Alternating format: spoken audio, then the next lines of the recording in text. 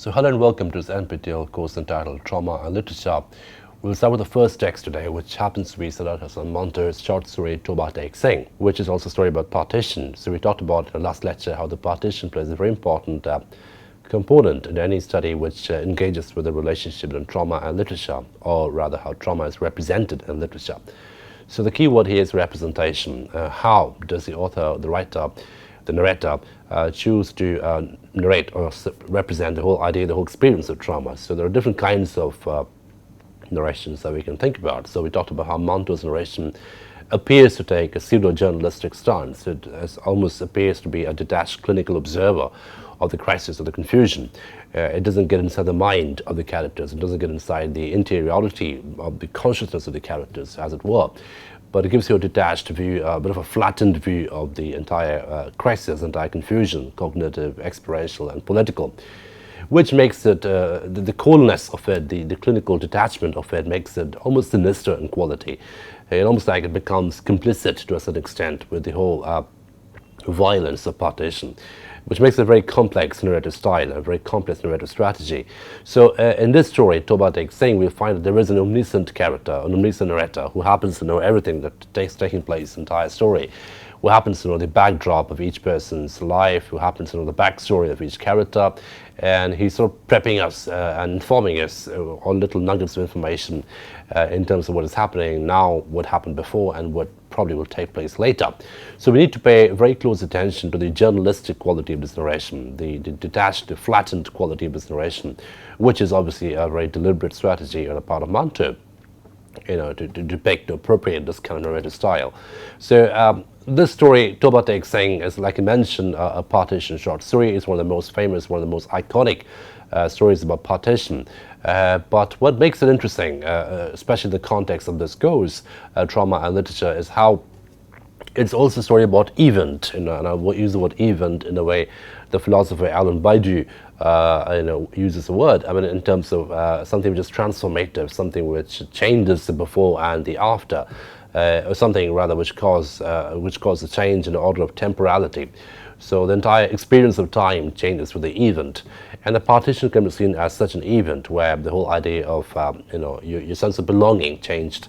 Millions of people who are rooted in certain parts of their the spatial and temporal components got suddenly derooted or uprooted, and they were told things which they couldn't comprehend. They were asked to go to places which they couldn't understand. So the whole idea of the whole experience of partition should be seen as a crisis, not just politically, not just culturally, not just in terms of religion, but also experientially and also cognitively. And in this particular story, we see how that can be extended into another form of crisis, which is epistemic crisis, or crisis which happens at the level of knowledge. So your knowledge of your reality changes, your realization of reality changes, your consumption of reality changes. Along with that, your sense of embodiment changes. And I obviously use the word embodiment in a very loaded way. Embodiment as in the neural cognitive phenomenon, but also the extended engagement we have with the reality. So there are two kinds of movements we're looking at when you use the word embodiment. One is obviously the inward movement, the neural movement, the cognitive movement, the psychological movement, which is exemplified in the story with the idea of madness. The asylum itself becomes an example of, shall we say, interrupted embodiment. And I'll come back to the word interruption later, because this is a story about interruption. Different kinds of interruptions take place. And there's a very interesting relationship that one can sort of establish between trauma and interruption. I think I mentioned this in my previous lecture. Trauma can be seen as an interruption, biologically, medically, but also at the level of narrative. It brings the interruption to your life story, and it brings the interruption to your sense of self, knowledge of who you are, knowledge of what everything around us, everything, the surroundings are. So everything gets interrupted. So what happens in the case of trauma or in a traumatic experience is your realization of reality, as I mentioned, is interrupted suddenly. There's an abrupt, ad hoc quality about trauma. Something happens very clinically. It's like a strike, a surgical strike on the body, on the mind. Now, obviously, there are two ways of looking at trauma, like there are two ways of looking at embodiment. One is the embedded idea of trauma, which is psychological, neural, medical, and also there is this existential quality of trauma, which extends out in the sense that your sense of your reality changes, your sense of your surroundings change, etc. Now we have both happening in this story. That's why it's such a complex short story about partition. And obviously you can play with the word partition a little bit and talk about how the very idea, the very experience of partition is not just a geopolitical phenomenon, but also an existential phenomenon. Your sense of self is partitioned, your sense of identity is partitioned. So identities are partitioned, it becomes a series of fractured identities, or rather we should say interrupted identities. And again, we come back to what interruption, which is medical as well as political. So this medical, political or bipolitical quality of interruption is something we're interested in this particular story, especially in the way it connects the relationship between trauma and literature, because we will look at trauma as a biopolitical event, a biopolitical experience, something which happens in the body, something which happens biologically, but also quite politically. So if we take a look at some of the texts we'll do subsequently, for example, Toni Morrison's Beloved, or Nervous Conditions, another fantastic novel. Again, these are about traumatic conditions which are caused politically, which are caused culturally, which are caused externally, and that obviously affects the internal system of the self, and that system of the self gets interrupted, sometimes abruptly, sometimes accidentally, and almost always violently. And that violence is also important, because this is also a story about violence, partition. And as we'll see, whether we do partition or Holocaust or First World War or slavery or imperialism, anything, I mean, the violence becomes a very important factor. And what gets what is this violence directed at? The violence is not directed only at the level of the human body, but also, as I mentioned, at the level of human knowledge. So our idea, the knowledge of your reality, the knowledge of your narratives around you, that suffers a violence, that suffers a strike, which makes it interrupted, sometimes permanently, sometimes irreparably. And that irreparability is something which is interesting. The irrevocability becomes something which is interesting in the case of trauma studies. You can't recover it. It's irrevocable, and that quality is something which we keep seeing in trauma fiction. And we will see that when we look at the philosophers of trauma. So for example, we'll look at Cathy Malabou, we'll look at series of Cathy Carruth, we'll look at different kinds of philosophers who work in trauma at different points of time.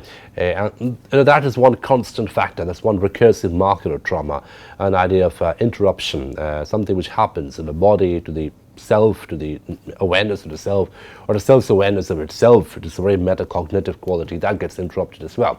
Now, if you take that medico-political discourse and map it onto this particular story about partition, and as I mentioned, we need to be careful about using the word partition over here, because it's not just about geopolitical partition, it's not just about physical partition at the level of religion or politics, but also, as I mentioned, it's about partition of the self from its sense of itself, right? Now that becomes a very important sort of symbolic site, so the entire presence, the physicality of this madhouse, the lunatic asylum in Lahore, that becomes a very symbolic site of the partition. Your whole idea of your surroundings change, and that Lahore asylum becomes symbolically the space for irrationality, the space for this very interstitial quality about rationality and irrationality.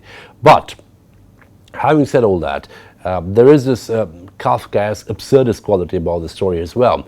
Despite his sort of gritty realism, despite his omniscient narration, there is that beneath the surface of all that, there is this idea of absurdity, where bureaucracy, which is obviously meant to be rational, sometimes hyper-rational, that itself emerges or is revealed as the most irrational, the most insane of all projects.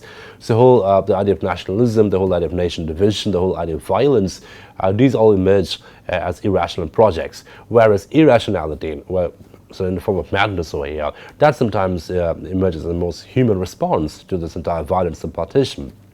So the point is, the whole binary between humanity and non-humanity, between rationality and irrationality, is problematically sort of blurred in this particular story. We don't quite know which side to take as readers. We obviously meant to sympathize with the mad people. We're meant to sympathize, sometimes perhaps empathize also with the mad men who ask some very fundamental questions about their rootedness, about their home, about their identity, about their family, to which there is no response. And the whole machinery, the mindless machinery of bureaucracy is something which is parodied over and over again in the story, albeit in a very, very tongue-in-cheek style, in a very flat kind of a manner, because there is that journalistic quality of the narration. You're just getting a report of what had happened, but beneath that journalistic quality there is that very, very sad, melancholic quality where the whole idea of rationality and bureaucracy are being mimicked at, are being parodied at.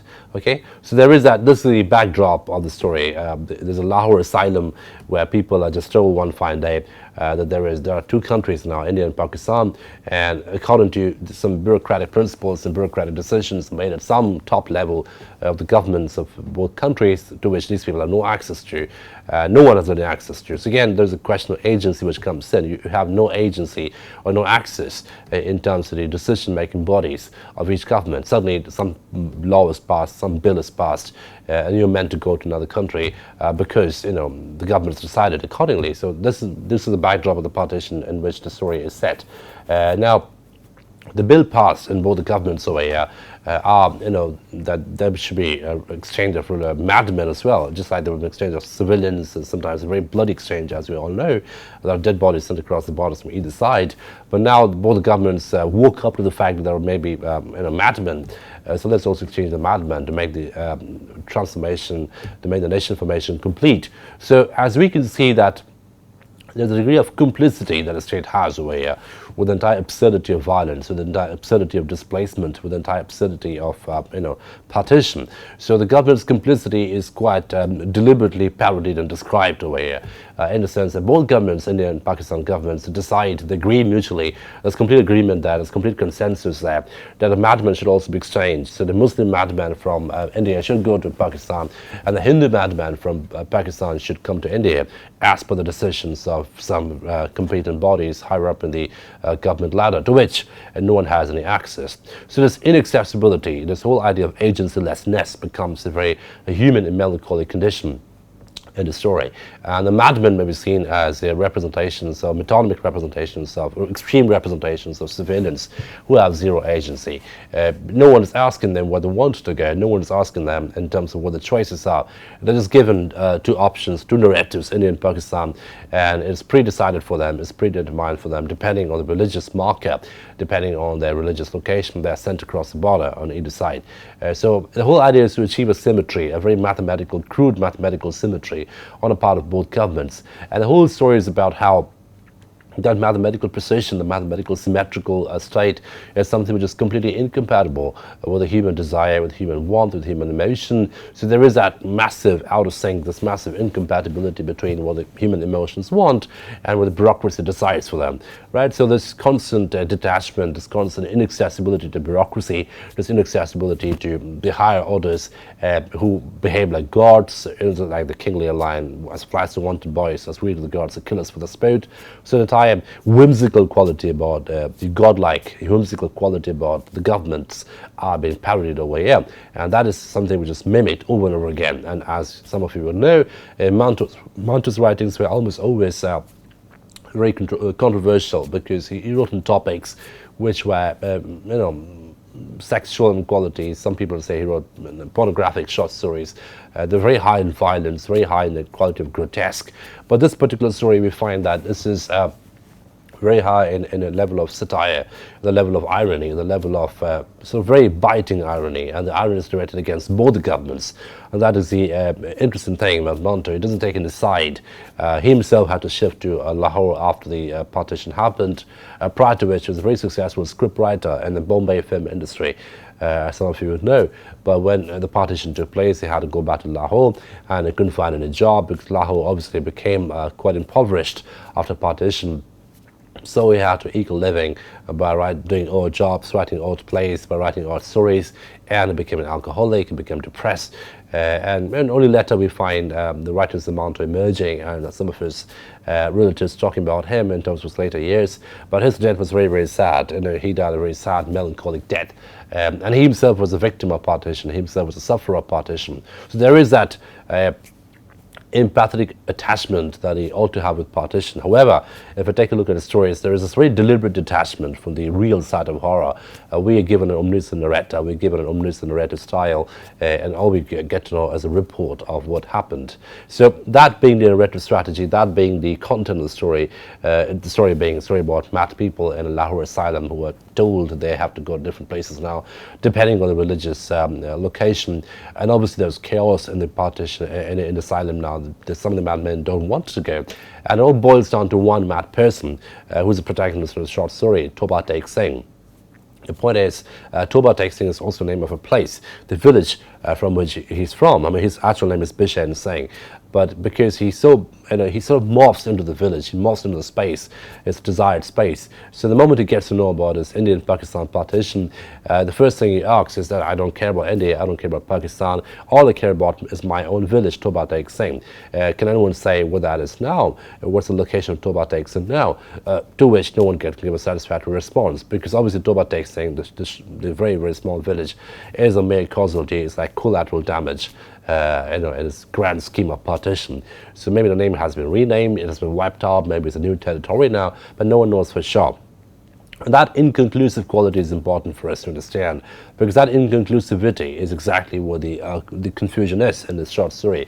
And that's what I meant when I mentioned a little while ago the whole idea, the whole experience of epistemic crisis, a crisis on a level of knowledge. You don't know certain fundamental things about you. You don't know your name, you don't know your location, you don't know where you come from, you don't know your history, so you suffer an erasure, and all you have is a name, all you have is a marker that you wanted to go back to, which becomes this desired utopian marker for this particular person, Bishan Singh. The marker is Toba Tek Singh, so everyone who sees, he asks where is Toba Tek Singh, that becomes the only marker for him, and even that is taken away from him. It's a very profoundly sad story. It's a melancholic story about human agency-lessness, about existential emptiness, and about the entire collapse of humanity, the entire exhaustion of humanity, and the birth of bureaucratic and mindless bureaucracy, which takes over both governments on either side of the border.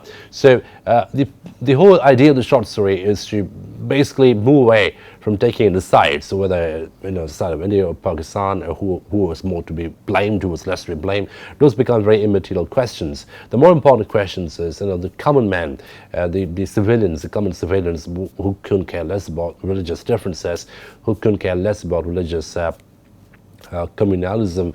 They became the sufferers, and they were just told certain things to do. They were sort of directed they were ordered, and they had no choice apart from carrying out the order. Now, in this story, Toba Tek Singh, the person Bishan Singh, who becomes Toba Tek Singh, he's called Toba Tek Singh.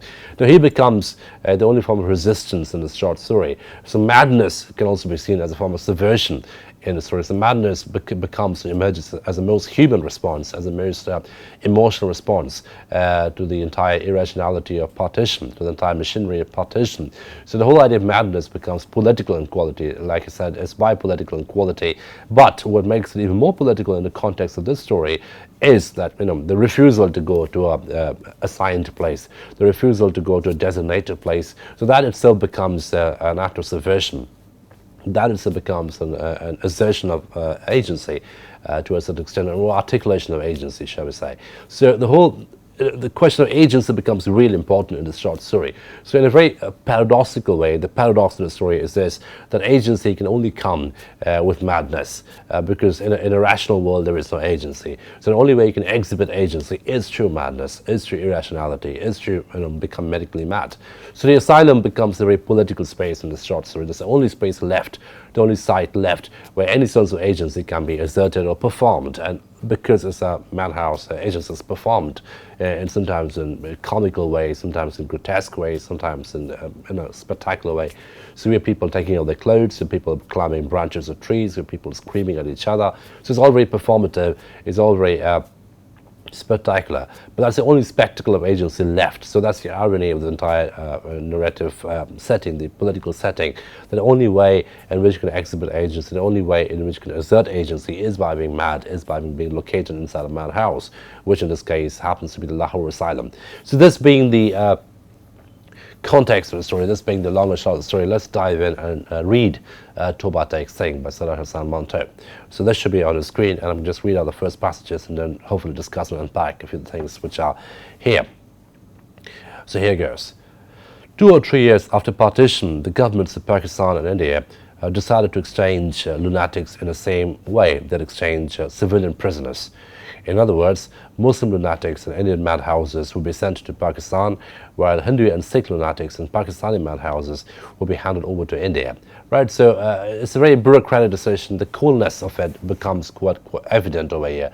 So just like the civilians were exchanged, civilian prisoners were exchanged, the governments in India decide one fine day as an ad hoc decision to exchange the madmen as well. So the Muslim madmen were to come back to Pakistan from India, and the Hindu madmen in Pakistan were to be sent back to India. That's a decision which has been made. I can't say whether the decision made sense or not. So again, this detachment from any judgment becomes important, and the I over here is obviously this omniscient narrator.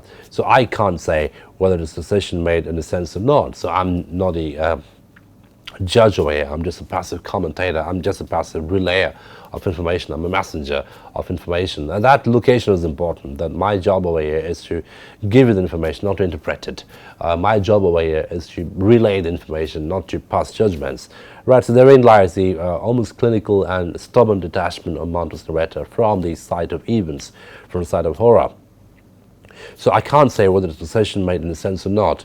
In any event, a date for the future for the lunatic exchange was fixed after high-level conferences on both sides of the border. So a lot of high-level conferences which took place, a lot of bureaucratic decisions were made, and again the whole idea is parodied. The whole idea of bureaucracy is parodied over here, in the sense that in the bureaucracy, all these top-level decisions which are meant from both government sides, they are seen as, very, very dysfunctional and completely detached from any human understanding of reality or human understanding of emotional reality. Rather, these are very hardcore mathematical political decisions where we just see, look at a particular ethnicity and reassign a certain geopolitical location based on ethnicity or based on religion, which obviously has no bearing on a human emotional location of the subject.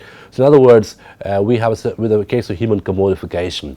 So Hindu and Muslim becomes sort of commodifying markers. So for a Hindu you go to India, for a Muslim you go to Pakistan. So this exchange principle is set, and that principle obviously is very, very commodifying, very reifying in some sense. And along with commodification, if you do a classic Marxist study, along with commodification, along with reification, what is also generated is the idea of alienation. You feel completely alienated from the final product, which in this case is India and Pakistan. You feel completely alienated and detached from the entire discourse which is decided for you, and you have zero agency in terms of decidability, in terms of judgment. So a lot of top-level conferences took place on both sides of the border. All the details were carefully worked out. On the Indian side, Muslim lunatics with relatives in India would be allowed to stay.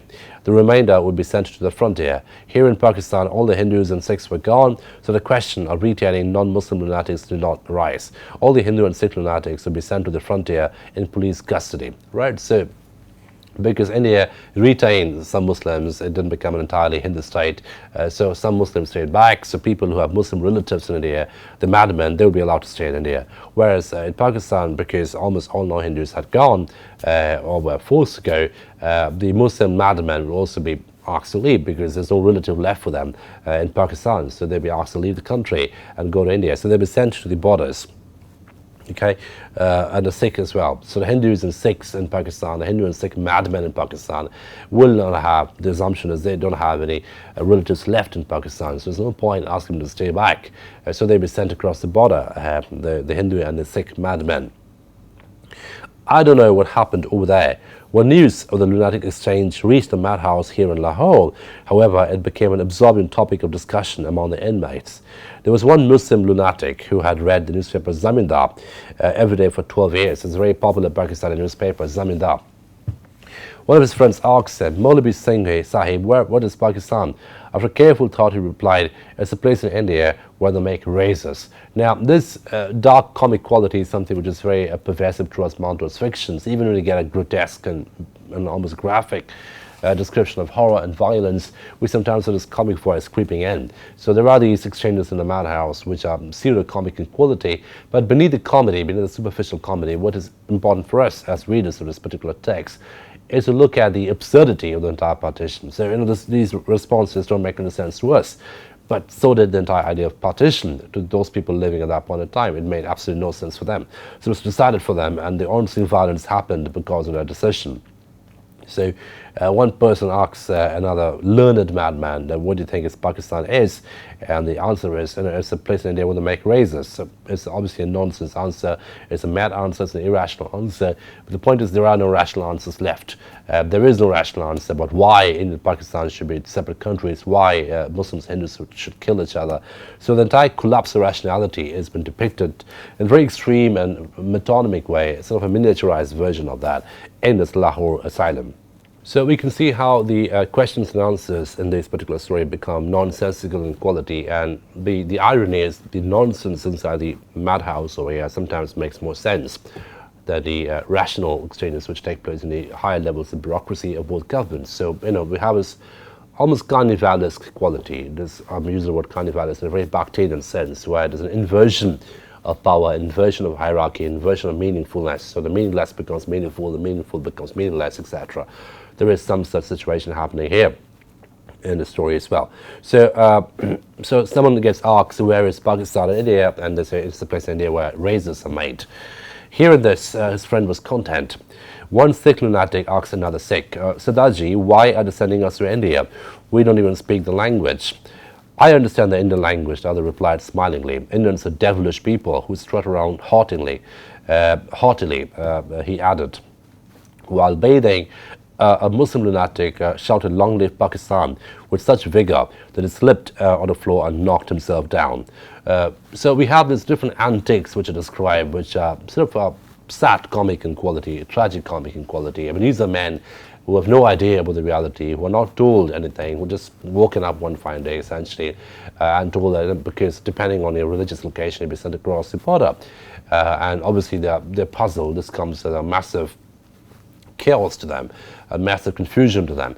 And this chaos, this consternation is something which is described in very graphic detail. So, right, so people ask each other, why are we being sent across the borders? What about the language? What about the food? What about the culture? So what we have over here is, interestingly, the different micro markers of culture as against the macro marker of culture. So the macro marker of culture over here is religion and nation. So depending on the religion, that becomes the grand narrative of your cultural identity. Depending on that, you are sent to a certain place. But what that completely does away with, what that completely effaces, are the different micro markers of culture, like food, like language, like local customs, which have got nothing to do with religion. These are people who grew up with each other. These are people who stay close to each other, irrespective of their religious identities. And those micro markers are done away with. Those micro markers are completely decimated by this decision. So the people ask each other about the language. So what language will you talk in when you go to India or Pakistan? Because that would presumably be a different kind of language, because they grew up speaking a different language in a particular place. And when they're dislocated, that linguistic marker will be done away with. So they'll be find themselves in India where they have to, acclimatize to Indian languages. So again, the point being that religion becomes a grand narrative of identity. The religion becomes a grand narrative of cultural identity. And what it does is it completely does away or decimates the local narratives of identity, like food, like language, like dress, like customs, etc. There were also some lunatics who went really crazy. We have over here a very interesting subsection in the Lahore asylum. So there are these madmen from all religions, who obviously are completely confused about what to do when they're just told that there are two different states, nation states, which have been formed. First of all, the whole idea of nation state will become, unrecognizable to them, because they wouldn't know what nation state is. They wouldn't know what foreign territory, like that classification would have no meaning for them, because these are people who know the villages, these are people who know their towns, these are people who know the neighborhoods. So to give this just grand narrative of a space in terms of a nation would obviously mean a lot of consternation, a lot of confusion for them. So again, the confusion, the violence over here, it's not just at the level of politics or religion, as you can see, is also more immediately and more experientially at the level of knowledge. The knowledge of reality, the knowledge of the narratives around them, that is changing very quickly. That is very abruptly getting remapped. And that remapping of reality, that sort of very quick and dramatic defemerization of reality is something which becomes interesting in the story. And we do talk about we will come back to the idea of dramatic defemerization, which is something which is symbolically depicted through the idea of madness. Because madness can be seen as an example of cognitive remapping. So your mapping of reality changes, it becomes dramatically defemerized. Okay, so and now we come to people who are not really mad. They come to people who are, criminals, who, probably thugs and criminals and murderers who are pretending to be mad all this time. So again, madness becomes not just a medical category, it also becomes to a certain extent a performative category, and that becomes interesting for us to examine. So we're told there were some lunatics also who went really crazy. And most of these inmates were murderers whose families had bribed the madhouse officials to have them committed in order to save them from the hangman's noose. So there's a people for whom the madhouse was a shelter, literally an asylum in a political sense. So these are the madhouse offered them protection against political or criminal justice. These inmates understood something of why India had been divided, and they had heard of Pakistan, but they weren't all that well informed. The newspapers didn't tell them a great deal, and the illiterate guards who looked after them weren't much help either.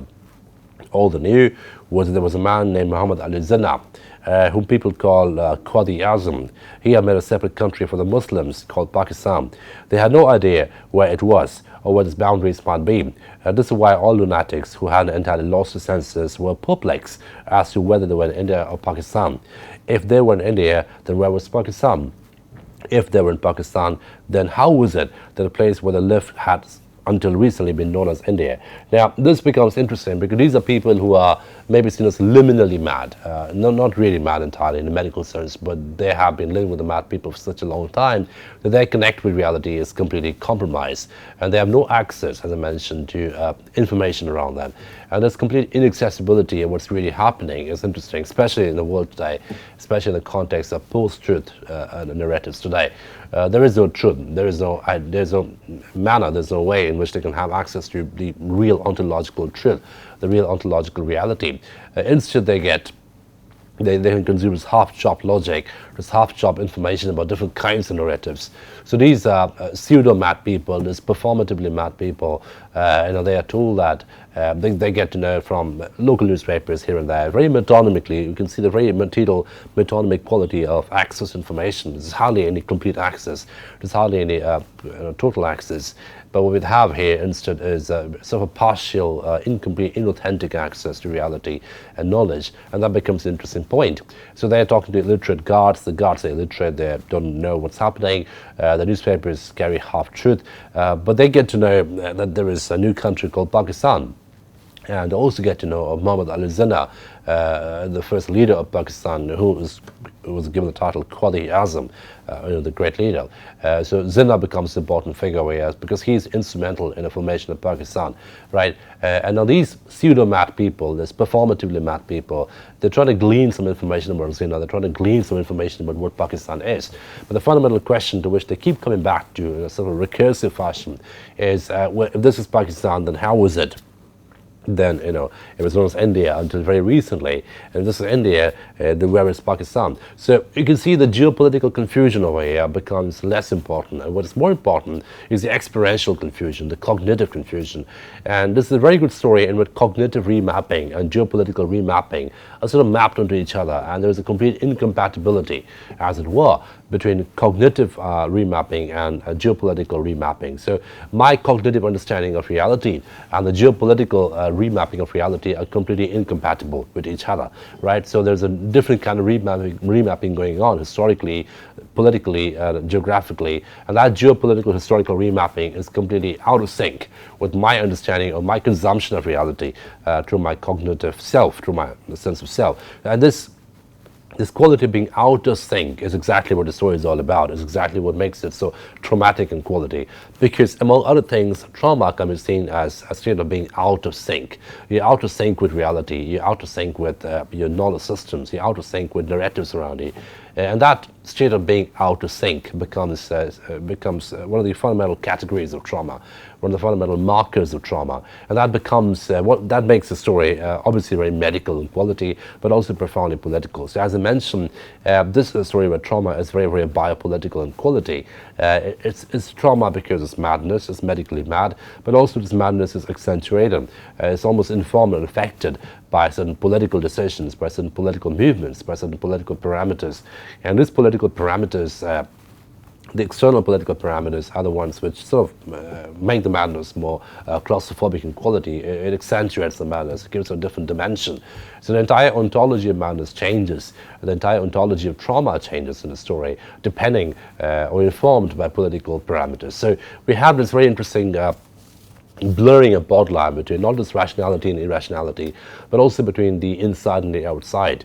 The outside world is affecting directly your inside world, and your negotiation with external reality is affected by political decisions. So we can see how certain decisions are made at certain Kafkaesque castles, which are the bureaucratic headquarters to which these people have no access to. Those decisions are actually informing and affecting the dailiness of these people, other people's understanding of reality, the people's consumption of reality. And that itself becomes an act of madness, that itself becomes an act of violence. The fact that your consumption of reality, your experience of reality is being affected abruptly, sometimes irreparably, by certain decisions called absurd decisions made in some Kafkaesque headquarters. And that distance between the political headquarter, the political agentic space, and the space of madness over here, that massive distance which is completely unbridgeable, that itself becomes a very cruel and cold commentary and very bleak commentary on the state of the common man at the time of partition, because the common man had zero access to knowledge, had zero access to reality, had zero access to political decisions. So this can be seen hardly as a democracy. This is very much a totalitarian condition where certain decisions are made in certain pockets by certain state functions, certain state machineries, to which common people have absolutely zero access to. So this whole idea of inaccessibility and agency-lessness becomes very important qualities in the story, to which we'll come back as we move on. So I stopped this lecture at this point, and we'll hopefully carry on this discussion in the subsequent lectures. Thank you for your attention.